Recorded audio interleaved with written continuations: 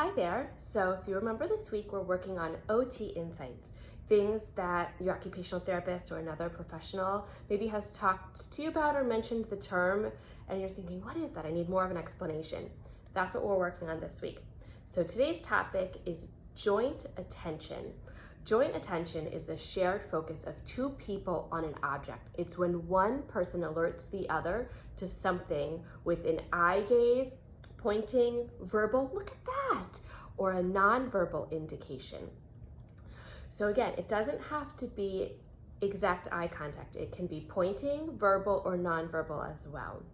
So a few things we want to talk about today along with joint attention are that also talk to, or feel free to talk to your speech language pathologist about joint attention. Joint attention is the most basic form of communication, and it is the building block for verbal language. If you think of a child, when they think something is exciting, especially little kids love airplanes or birds, and they look at it and they look back at you, the grown-up, that is exactly what joint attention is. Or when you're walking by, especially here in Philadelphia, a construction site, and the little boy or girl looks at the big digger down there and either looks at it or also points at it and looks back at their grown-up with big eyes. They are sharing that experience with their grown-up or maybe a peer. That is joint attention. The focus is on an object that they are sharing that with another person.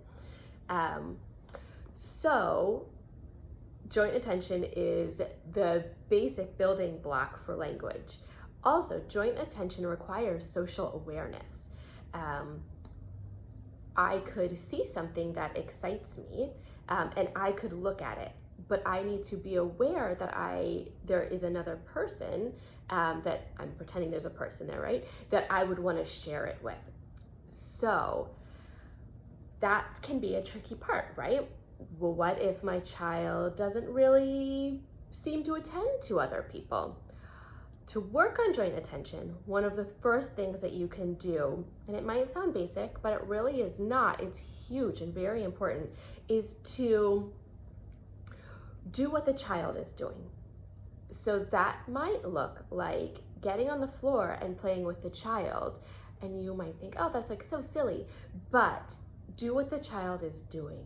That will get their attention. I have had so many positive experiences with doing what the child is doing, even if it's running back and forth on a playground, even if it's tearing up paper and throwing it up and down. If I do the same thing that the child is doing, showing that I'm interested in what they are interested in, the child tends to pause,